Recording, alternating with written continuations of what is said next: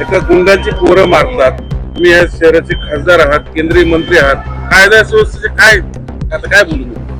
सगळ्यात पहिलं मी तुम्हाला हे स्पष्ट करतो की गेले 2 दिवस मी पुण्यामध्ये नव्हतो आणि 2 दिवसापूर्वी हा सगळा प्रकार घडलाय. दुसरं, देवेंद्र जोग नावाचा जो आमचा कार्यकर्ता आहे, एकतर तो माझ्या ऑफिसमध्ये काम करत नाही, तो माझं सोशल मीडिया काही पाहत नाही. म्हणजे पहिलं हे क्लिअर करतो की तो माझ्या ऑफिसमध्ये कामाला नाही, पण तो आमचा भारतीय जनता पार्टीचा एक कार्यकर्ता आहे. गेले अनेक वर्ष तो पार्टीत काम करतो. कोथरूड मध्ये कुठेतरी एका चौकात जायला जागा मिळाली नाही, गाड्या होत्या, ट्रॅफिक होतं, म्हणून त्यांनी विचारणा केली, म्हणून त्याला बेदम मारहाण झाली. जेव्हा मला हे समजलं, मी पोलिसांशी बोललोय. शेवटी देवेंद्र असो अथवा कुठलाही पुणेकर असो, माझ्या शहरात हे असं काही चालू मी देणार नाही. कोणी असलं तरी जर चुकी झाली असेल तर पोलिसांना सांगितलंय. जे काय 4 लोक होते त्यांना पकडलं पाहिजे, त्यांच्यावर गुन्हे दाखल झाले पाहिजेत. मला वाटतं काही लोकांना पकडले, पण मी गुजरात आणि दिल्लीच्या दौऱ्यावरती होतो, त्यामुळे काही लोकांना पकडले. पण माझी हीच भावना आहे, अगदी सुशिक्षित मुलगा, IT इंजिनियर, आणि कुठंतरी फक्त ट्रॅफिक मध्ये जागा नाही जायला म्हणून विचारणा केली म्हणून मला होती.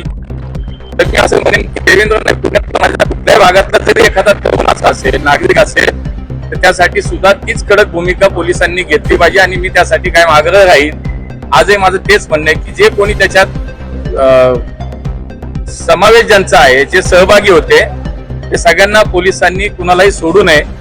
आणि अशा लोकांसाठी वाचवायला जर कोणी येत असेल तर त्यांनाही पोलिसांनी सोडू नये.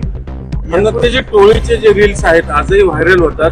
आयुक्तांनी इथं चार्ज घेतल्यानंतर त्यांची ओळख परेड केली, खूप वाहवा झाली, पण आजही ती टोळी त्यांचे रील्स व्हायरल करते आणि खंडणीची वसुलीचे प्रकार सुरू आहेत. पुणे पोलिसांनी खरं तर हे आत्मपरीक्षण आता केलं पाहिजे.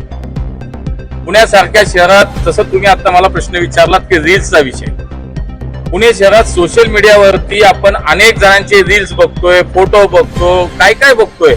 मला असं वाटतं पुणे पोलिसांनी याचं आत्मपरीक्षण केलं पाहिजे. शहराची संस्कृती वेगळी आहे, माझ्या पुण्याचं नाव खराब झालं नाही पाहिजे, ही पोलिसांची जबाबदारी आहे. आता जर हे चालत राहिलं, शेवटी नवीन पिढीने काय घ्यायचं?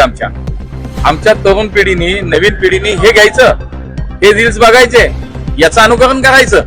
त्यामुळे पोलीस आयुक्त असतील, सर्व पोलिसांना, सर्व पोलीस अधिकाऱ्यांना माझं हे सांगणं आहे की या शहरातलं हे सगळं ताबडतोब थांबलं पाहिजे, नाही तर अन्यथा मग आमच्या पद्धतीने आम्ही काम करू.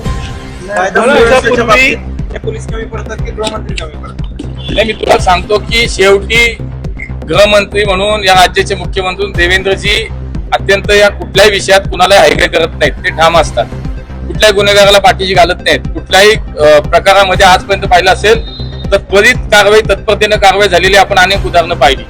अगदी पुण्यातल्या पोर्श प्रकरणापासून पुण्यातल्या अंमली पदार्थ विरोधात कारवाईच्या विषयात सुद्धा.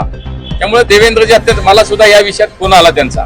त्यामुळे मला असं वाटतं की पोलीस अति ज्या पद्धतीने त्यांनी काम केलं पाहिजे ते आम्ही पाहतोय. त्यामुळे कुणीही सुट्टा कामा नये. जो कुणी असेल, कुठेही शहरात कुठल्याही भागामध्ये पुणेकरांना आता त्रास नाही झाला पाहिजे. कोणी, शेवटी मी म्हणालो तसं, हा काही एका कार्यकर्त्याचा विषय नाही, हे सर्वसामान्य पुणेकरांचा विषय. आणि तुम्ही विचारलं तसं सोशल मीडियावरती जे चाललंय ते पुणे पोलीस का डोळे बंद करून बसतात का?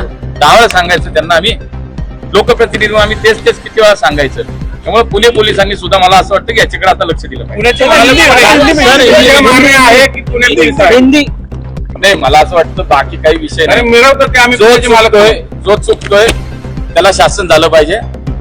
पोलिसांचं काम करतंय, पोलिसांनी योग्य काम करावं एवढीच मला कारवाई होय की नाही? नाही, मी सांगितलं 4 लोकांनी मारलं, मला कुठल्या नावाशी काही घेणं नाही. 4 लोकांनी मारलंय, त्या 4 लोकांवरती कारवाई झाली पाहिजे. जे 4 लोक तिथं होते, 4 लोकांना सोडायचं नाही एवढंच मी सांगितलंय. आणि हे इथं नाही, पुण्यात सुद्धा असं कुठं होतं नाही. निष्पाप माणूस, काही कारण नाही, रस्त्यात मारहाण चालते, तर हे चालू देणार नाही.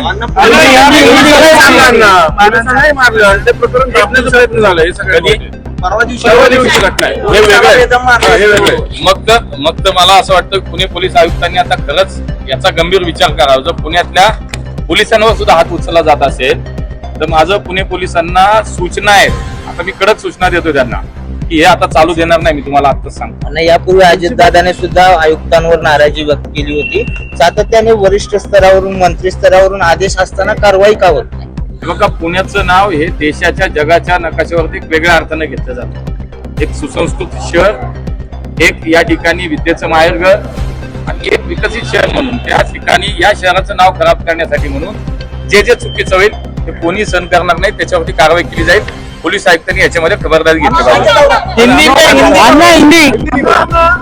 हिंदी